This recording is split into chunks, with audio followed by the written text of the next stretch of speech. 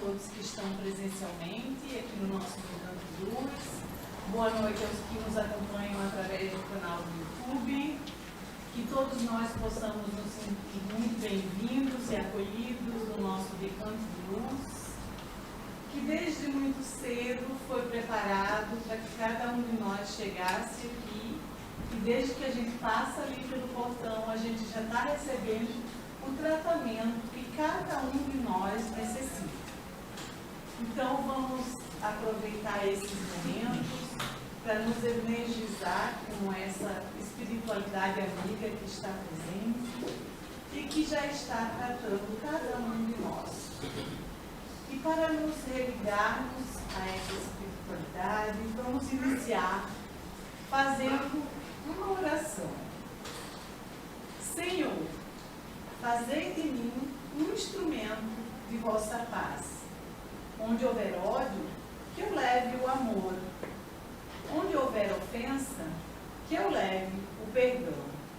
Onde houver discórdia, que eu leve a união. Onde houver dúvida, que eu leve a fé. Onde houver erro, que eu leve a verdade. Onde houver desespero, que eu leve a esperança. Onde houver tristeza, que eu leve a alegria. Onde houver trevas, que eu leve a luz.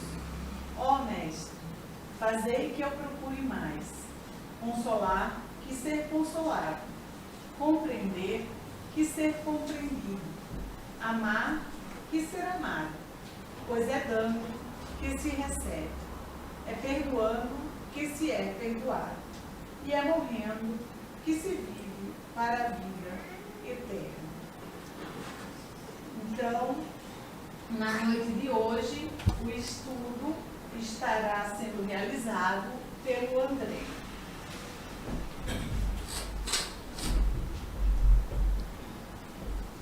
Boa noite a todos, os presentes. Boa noite a todos que nos assistem pelo YouTube. Que sejam todos bem-vindos ao nosso Recanto de Luz. O nosso estudo de hoje é baseado na obra Jesus no Lar, pelo espírito Neio Lúcio, psicografia de Francisco Cândido Xavier. E o nome do capítulo que vamos estudar é A Mensagem da Compaixão. Mas antes de iniciar o estudo, eu gostaria de dizer que eu estou muito feliz hoje por estar retornando a essa atividade aqui no Recanto, atividade de expositor. E confesso que fiquei bastante ansioso nesse retorno. A Janaína sabe bem disso. Principalmente com relação ao tema do estudo. E quando a Mônica passou o tema e eu vi que era a mensagem da compaixão, me deu uma certa tranquilidade, pensando que compaixão no Espiritismo, falar sobre compaixão para um espírita, é mais ou menos como um matemático falar sobre equações, ou um químico falar sobre reações. Mas eu estava enganado, porque sempre no Espiritismo, nos textos espíritas, há uma primeira mensagem mais direta. Mas se a gente começa a refletir, a gente começa a encontrar camadas cada vez mais profundas, camadas ocultas, que são os ensinamentos que os espíritos querem nos passar. E aí a tarefa torna-se difícil.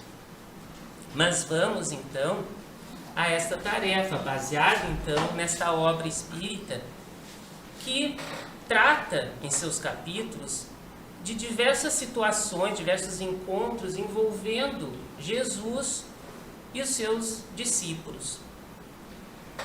Mas antes de conversarmos a respeito que essa mensagem da compaixão quer nos dizer, a gente tem que falar um pouco de um assunto que talvez muitos quisessem esquecer, que é a pandemia do coronavírus, que a gente tem vivido desde 2020. Agora, num momento mais tranquilo, um momento de reencontros, de reaproximações, mas também tivemos momentos muito difíceis. E por que é necessário falar a respeito dessa pandemia? Porque essa pandemia é um daqueles acontecimentos da história da humanidade que marca a humanidade. Marca tanto que daqui a décadas, a séculos até, os homens do futuro estarão estudando o que de fato aconteceu. Estarão analisando o nosso comportamento, inclusive, sob uma ótica diferente. Não a ótica que nós temos hoje, vivenciando a pandemia. Tanto que a gente tem essa dificuldade que a gente ainda não compreendeu muito bem o que aconteceu e a gente ainda não entende muito bem as consequências que já ocorrem e que ocorrerão. E é justamente sobre essas consequências, as primeiras consequências, que a gente tem que falar um pouquinho. Uma das primeiras consequências é o desequilíbrio físico das pessoas. Em que sentido? Primeiro, pelas sequelas que muitos ficaram da Covid-19 e também doenças já existentes que se agravaram por se deixar de ir ao médico, por exemplo, ou então doenças que não se tinha, mas se adquiriram em função justamente de não procurar aquela medicina preventiva. Então, uma das consequências é esse desequilíbrio físico das pessoas, que é algo mais fácil de contornar, de resolver ao longo do tempo. Mas também, e principalmente, nós temos o desequilíbrio emocional das pessoas, causado pelo isolamento, causado pela dor da perda de entes queridos, causado pelo medo, causado pelos conflitos familiares que se agravaram, em muitos casos, pelo desemprego, pelas dificuldades financeiras e por outros tantos fatores que levam as pessoas a um desequilíbrio emocional como consequência. Então, muitas pessoas estão desequilibradas emocionalmente. E isso se manifesta em nível comportamental. Tristeza, euforia, ansiedade, irritabilidade, impaciência, violência. Impactando as relações humanas, levando ao desequilíbrio da nossa comunidade, em primeiro lugar, mas também do nosso país e também do nosso planeta. É algo que se propaga, esse desequilíbrio emocional. Não é por acaso que situações que pareciam relegadas aos livros de história voltaram à tona recentemente, com a ameaça nuclear na guerra da Ucrânia, o totalitarismo, as ideologias condenadas pela humanidade, como o nazismo, e crescem simultaneamente as manifestações de ódio, de preconceito e de intolerância. Então, estes são as situações que mostram, que externizam esse desequilíbrio emocional das pessoas.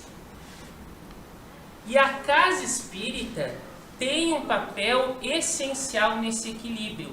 Os espíritos do bem estão empenhados em restaurar o equilíbrio emocional das pessoas. e, consequentemente, os trabalhadores da casa espírita têm um papel essencial no apoio à espiritualidade nesse trabalho. E, para isso, é necessário que os trabalhadores estejam equilibrados emocionalmente. Ou, pelo menos, atentos, alertas ao desequilíbrio. No momento que se sentirem desequilibradas, tem que procurar ajuda, tem que procurar a forma de reencontrar esse reequilíbrio. Então esse é o primeiro alerta, o primeiro recado que a espiritualidade nos traz essa noite, principalmente para os trabalhadores espíritas. Mas então vamos falar agora do que o livro nos diz. Bem, algumas passagens desse capítulo vão ser então descritas nessa conversa que se passa entre Jesus e alguns de seus discípulos. Então, um dos discípulos pergunta: Senhor, que fazer diante da calúnia que nos dilacera o coração? Tem piedade do caluniador e trabalha no bem de todos. Essa é a resposta de Jesus a esse discípulo que tinha essa dúvida dentro de si. Mestre, ajuntou Tiago, filho de Zebedeu, e como agir perante aquele que nos ataca brutalmente? Jesus responde: um homem que se conduz pela violência deve estar louco ou envenenado. Auxiliemo-lo a refazer-se. Senhor, aduziu Judas, mostrando os olhos esfogueados.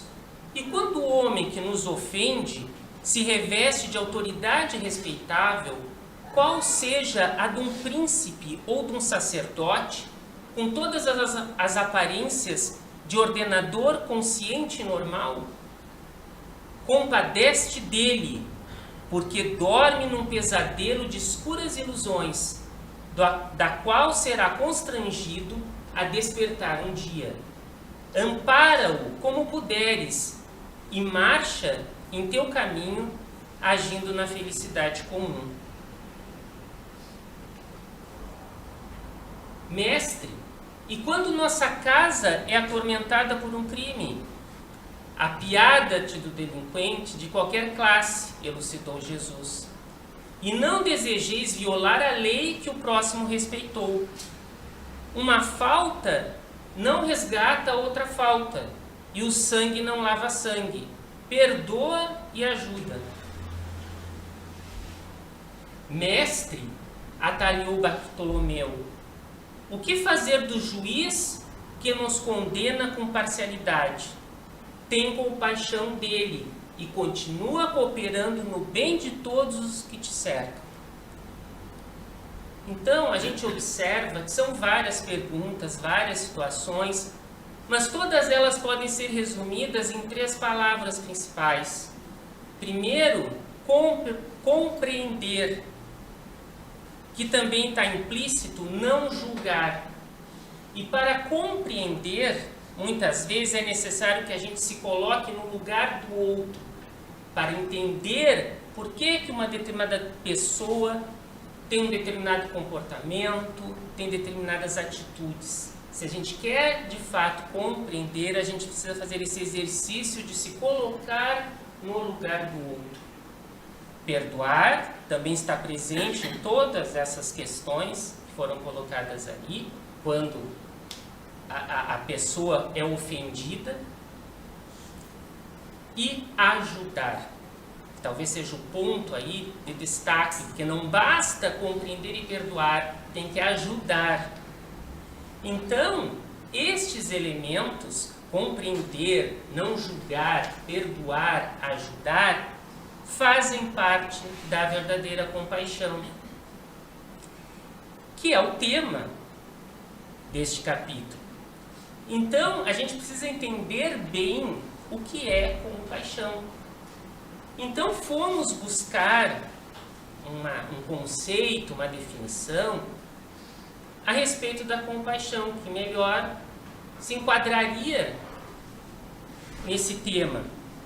E esse conceito é colocado por José Roberto Marx. Para entender o que é compaixão, é necessário considerar que se trata de um sentimento que é gerado dentro de cada um de nós, como acontece com qualquer outro, porém que se diferencia porque leva à ação. Então, o sentimento, a gente sente piedade, a gente sente pena, a gente se comove com a situação, com o sofrimento do nosso semelhante, do nosso próximo, mas a gente faz algo, faz alguma coisa, ajuda. Nesse sentido, quando alguém se compadece por um indivíduo, não está sentindo pena, mas sim mostrando respeito à sua dor e tomando alguma atitude para amenizar a angústia que ele sente. É exatamente aí que está a sua beleza, no desejo de querer ajudar, pura e simplesmente para fazer o bem. A compaixão caminha de mãos dadas com a caridade, a benevolência, a solidariedade e a tolerância. É a expressão maior do amor ao próximo. É atender às necessidades dos outros, amenizar seu sofrimento sem julgamentos, isso é muito importante, sem julgar. E aí, nós podemos fazer uma pergunta. E a compaixão na casa espírita? Ela existe? Ela é praticada? Com certeza. É mais do que isso. Em todas as atividades da casa espírita, há a compaixão. Poderíamos aqui falar a noite toda a respeito só desse tópico. Porque se nós formos ver nas reuniões mediúnicas, onde os espíritos sofredores são atendidos, são ajudados, há compaixão com esses espíritos. Com os espíritos obsessores, algozes dos encarnados, há compaixão com esses espíritos nas reuniões mediúnicas. Porque não se julga, se compreende a dor e se ajuda. O apoio fraterno, idem, aqueles que sofrem com a dependência química, não são julgados, são acolhidos, são compreendidos, são ajudados. Mas nós tínhamos que destacar esta noite uma dessas ações da casa espírita permeadas da compaixão. E aí não podíamos deixar de falar do ápice, assistência e promoção social espírita, que hoje justamente ajudou tantas famílias com alimentos, com produtos de higiene e limpeza, entre outros, e cada vez mais ajuda mais famílias. Mas, para representar essa compaixão na casa espírita, eu gostaria de contar uma pequena passagem relacionada ao ápice. Que há muitos meses atrás, alguém chegou, e esse alguém é conhecida por Andréia.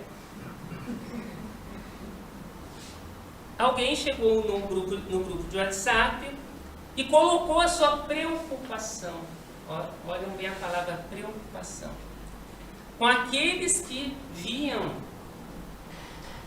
no sábado do mês para receber o auxílio material. A preocupação era que as pessoas chegavam nas manhãs frias de inverno com o estômago vazio, e tinham que esperar que iniciasse a distribuição dos alimentos. E esse alguém, então, chegou e disse: estou preocupada com isso. Quem sabe nós não organizamos um café quente para servir essas pessoas com um pedaço de pão, com margarina. E foi isso que foi feito.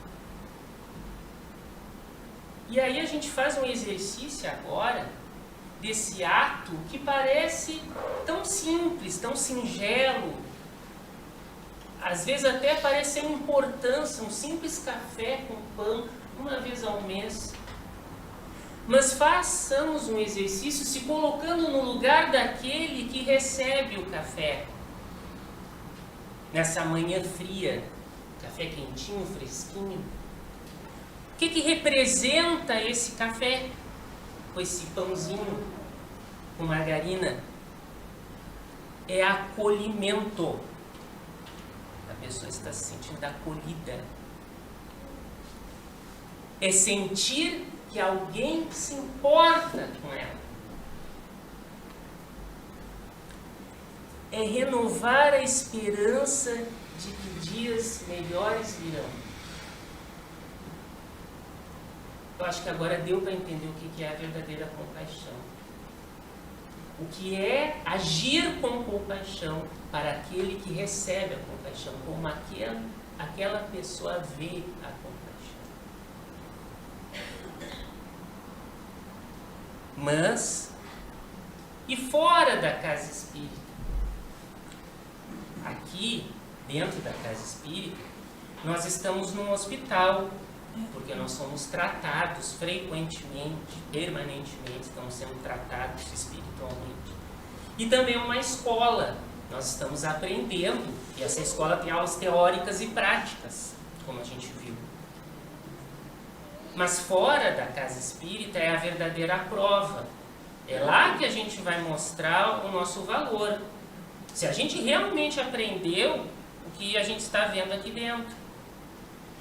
Então, vamos fazer um outro exercício. Vamos voltar no tempo, vamos voltar quando a gente era criança.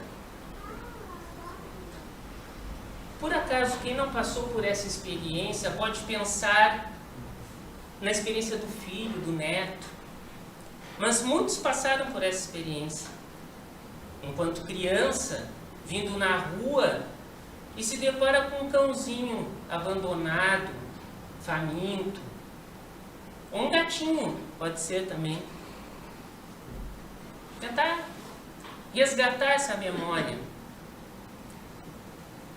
E aí, qual é a atitude de nós criança?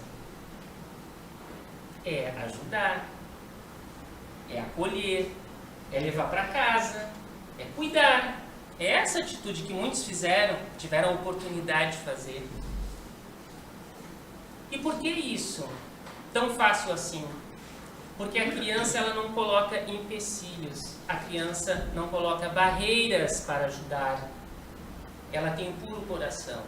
Então ela se comove com o cãozinho, não importa se ele é um vira-lata, não importa se ele é de raça, não importa se ele é gordinho ou magrinho, limpinho ou sujinho, se está com pulga ou não, ela quer levar, ela quer agarrar, abraçar, quer cuidar. A criança sabe ser compassiva. Essa é a compaixão na sua essência. Mas voltamos agora a nós adultos. E se a gente se depara na rua com uma pessoa que visivelmente necessita de ajuda? Com certeza, a gente vai se comover, vai se penalizar, mas a gente vai agir, a gente vai fazer algo para ajudar, ou nós vamos primeiro pensar, será que essa pessoa é de boa índole? Será que essa pessoa merece ajuda? Por que será que ela está nessa situação? Será que ela é um drogado? Será que ela é violenta? Será que ela pode me agredir, me prejudicar? E a gente começa a colocar barreiras. A gente começa a julgar, pré-julgar. Julgar é como erigir barreiras para a genuína compaixão. Se a gente começa a julgar, a gente não consegue de fato exercer a compaixão. A gente restringe a compaixão a um sentimento de pena. A gente se comove, mas não age. Então, julgamento torna a compaixão impraticável. Mas aí vem então outra pergunta. Nós julgamos? É da natureza humana julgar. Mas como nós julgamos? Antigamente, esses julgamentos eram feitos ao pé do ouvido, nas conversas de corredor, uma fofoca ali, uma fofoca lá. A gente está julgando, na verdade, as pessoas comentando sobre o que uma pessoa faz ou deixou de fazer. Então a gente está julgando, está fazendo um pré-julgamento. Mas quando as coisas eram assim, esse julgamento tinha um alcance, digamos assim, pequeno. Era um alcance apenas daquelas pessoas ali que estão ali comentando, fazendo aqueles comentários, às vezes maliciosos, a respeito de uma pessoa, uma situação. Mas a humanidade mudou, a humanidade avançou tecnologicamente. E eis que surge a internet, eis que surgem as redes sociais, que se transformaram em verdadeiros tribunais de julgamentos. Toda a situação é motivo para julgamento. Desde o jogador de futebol, passando pela atriz da Globo, e nesse meio do caminho, indo no vizinho, no amigo, no colega de trabalho. Tudo é motivo para julgar, tudo é motivo para emitir um comentário. As redes sociais trouxeram a facilidade para nós de julgar os outros. Isso começa com esses símbolos, esses ícones. Like, dislike. Nesse momento que tem a transmissão do YouTube, tem lá os ícones like e dislike. Não deixa de ser um julgamento. A gente não tem essa percepção, porque isso é tão introduzido no nosso dia a dia, dar um like e um dislike, que a gente não percebe que no fundo a gente está julgando uma pessoa, uma situação, um fato, e não mede as consequências, porque às vezes parece inofensivo, e às vezes não é inofensivo. Então começa dessa forma simples, ingênua, singela, mas isto evolui. Evolui para comentários maliciosos, irônicos, e evolui para palavras duras, para ofensas, para brigas, para calúnias, difamações, e perde-se o controle. O julgamento, ele vem acompanhado da inveja, da vaidade e do egoísmo. Será? Da inveja, sim, porque às vezes nós julgamos simplesmente porque nós temos inveja de alguém, só por isso. Por vaidade, nós julgamos porque nós achamos que estamos corretos, que somos os donos da verdade, que a nossa opinião é a opinião correta, não existe outra opinião. E nós julgamos por egoísmo, porque só interessa o nosso ponto de vista, não o ponto de vista do outro. E o julgamento caminha junto com a maledicência, o rancor e o ódio. Então vejam que todos esses sentimentos são antagônicos aos sentimentos da compaixão que a gente falou há pouco. Ou seja, não tem como ser uma pessoa compassiva e ao mesmo tempo ser uma pessoa que julga os outros. E aí a espiritualidade traz esse recado, que não tem como, ou não é correto, nós deixarmos conviver no nosso íntimo esses dois polos antagônicos. O que tem a compaixão por alguns e o que julga os outros. A gente não pode deixar que isso aconteça dentro de nós. A gente tem que combater essa tendência natural que nós temos de julgar. Só assim nós realmente teremos condições de realmente sermos compassivos, de nós agirmos com compaixão com o nosso próximo. Bem, e qual é o problema de entrar nessa dinâmica de julgar o tempo todo a todos, que é hoje o que acontece muito? A pessoa que age dessa forma, ela começa a se envenenar, ela começa a se intoxicar, e isto leva ao quê? Ao desequilíbrio emocional, que atinge a própria pessoa e atinge aqueles que estão ao seu redor. Então isso traz um desequilíbrio emocional sério.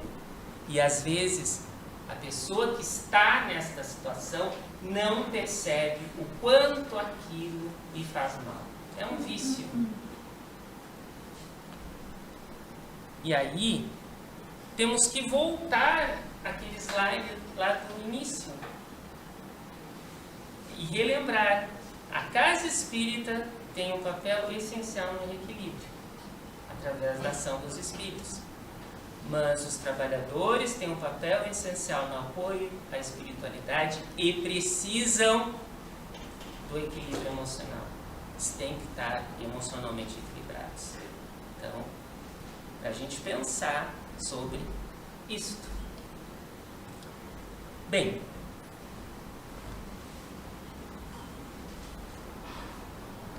tem um filme que eu vi há muitos anos atrás e que agora revi em função da exposição, que se chama Hotel Ruanda.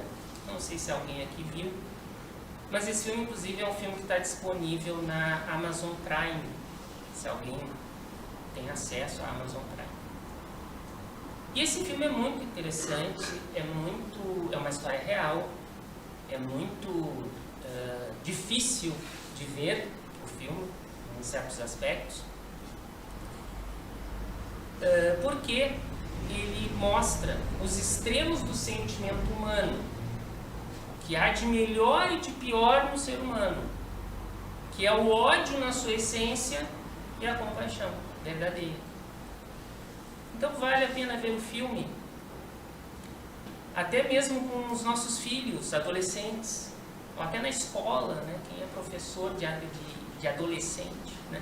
Porque é um filme que traz muita reflexão, além de ser uma lição de história, é um filme que traz muita reflexão a respeito dessas questões. E eu trouxe aqui um pequeno resumo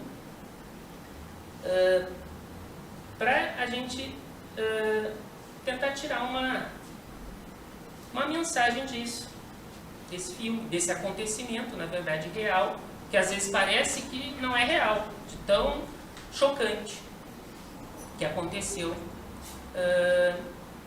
neste país. Então, a história de Ruanda, pequeno país da África Oriental, ex-colônia belga, foi marcada por conflitos entre suas duas principais etnias, os Hutus, mais numerosos, e os Tutsis, minoria, mas em melhores condições socioeconômicas. Em 1994, havia 20 anos que conviviam em relativa paz, sendo o país governado por um Hutu. Mas o país estava sob permanente tensão, com o ódio pela minoria Tutsi sendo frequentemente fomentado através das ondas de rádio. Um acordo de paz era negociado. Entretanto, às vésperas do acordo, o avião que transportava o presidente Hutu foi derrubado. Iniciava então uma revolta de Hutus radicais, que atribuíam à minoria Tutsi a responsabilidade pelo atentado e também por todas as mazelas do país. Todo o ódio e ressentimento acumulados por décadas extravasou. Armadas de facões, milícias Hutus saíram às ruas à procura dos Tutsis, perseguindo-os, julgando-os, executando-os sumariamente. Homens, mulheres, idosos, crianças, ninguém era poupado. O caos instalou-se. Imagine você acordar um dia e o seu algoz é o seu vizinho, ou o seu colega de trabalho, ou o pai do amiguinho da escola do seu filho. Em 3 meses de genocídio, sob os olhares ineptos das nações ocidentais, em torno de 1 milhão de pessoas, principalmente Tutsis, foram massacrados. Mas, no meio deste horror, num ato de extrema coragem e compaixão, um homem Hutu chamado Paul Rusesabagina, que trabalhava como gerente do hotel Demile Colline, na capital de Ruanda, abriu as portas do hotel em que trabalhava a todos aqueles que buscavam refúgio, não importando se adultos ou crianças, homens ou mulheres, Tutsis ou Hutus. Com esta atitude, Paul salvou 1.268 pessoas da morte iminente, mesmo colocando sua própria vida e de sua família em risco. A atitude de Paul pode parecer uma gota no oceano. Afinal, o que são um pouco mais de 1.000 vidas salvas para quase 1 milhão ceifadas? Mas ele fez a sua parte. E se cada um tivesse feito a sua parte?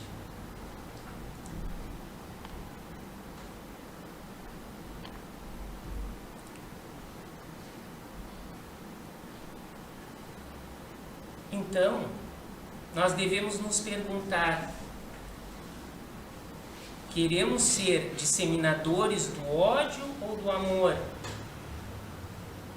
Perseguir ou acolher? Julgar ou compreender? Prejudicar ou ajudar? Nós devemos responder para nós mesmos. E parece lógico as alternativas. Só que nós chamamos atenção para um detalhe em cada pergunta. Ou disseminar o ódio ou o amor. Não é possível sermos disseminadores do amor quando nos convém. E quando não convém, disseminamos o ódio. Ou é uma coisa ou é outra. É o que a espiritualidade nos coloca. O mesmo, acolher é incompatível com perseguir. Ou acolhemos a todos, não podemos acolher alguns e perseguir outros. Devemos compreender a todos, não compreender alguns e outros tantos nós julgarmos. Temos que ajudar a todos, nunca prejudicar, seja quem for. E o capítulo do livro então fecha com a seguinte frase: se pretendemos banir os males do mundo, cultivemos o amor, que se compadece no serviço que se constrói para a felicidade de todos. Não sei se alguém percebeu, mas nos slides sempre, ou quase sempre, havia uma flor branca. Essa flor branca nos traz energias boas. E a gente encerra com uma flor também. E eu passo a palavra agora para a Janaína para fazer o encerramento. Uma boa noite a todos.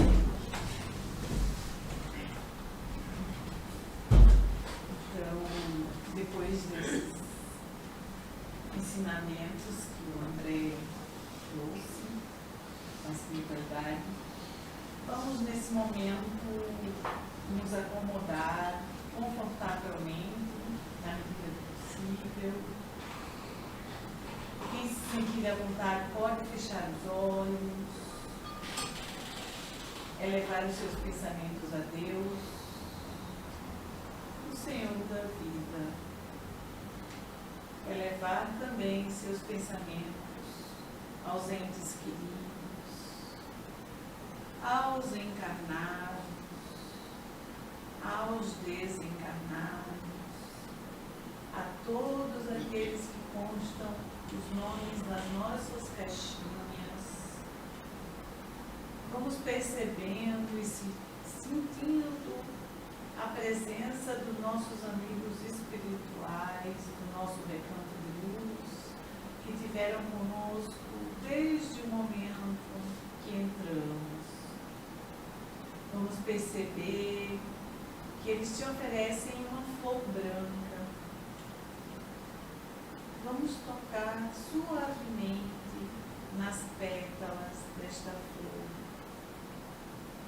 Vamos sentir o seu aroma. Pode ser um aroma de rosa, de jasmim, de madressilva, de lírio, aquele aroma que você prefere. Inspire profundamente esse aroma. Sintam-o tomar por todo o corpo. Este aroma vai trazer uma intensa e profunda paz. Paz. Sinta esta paz, expulsando quaisquer resquícios de ódio, de rancor, de ressentimento, seja do que for. Sinta o abraço carinhoso da espiritualidade amiga e escute o sussurrar em teu ouvido. Não te preocupes, meu amigo, estamos aqui todo o tempo para te ajudar. E só temos a agradecer por toda esta imensa compaixão que a espiritualidade amiga tem por cada um de nós, que apesar de nossas falhas, sempre nos ampara e auxilia. Que possamos sair daqui inundados por essa paz, transmitindo-a a todos aqueles que nos cercam e providos de amorosa compaixão pelo próximo. Que assim seja. Vamos retornando ao nosso recanto. Nós desejamos a todos uma boa semana. Aqueles que vão permanecer conosco para o passe podem ficar onde estão, que os nossos recepcionistas vão conduzi-los ao passe. Aqueles que já se sentem bem podem retornar aos seus lares e que todos possam ter, então, uma boa semana, com muita paz e muita compaixão. Uma boa semana.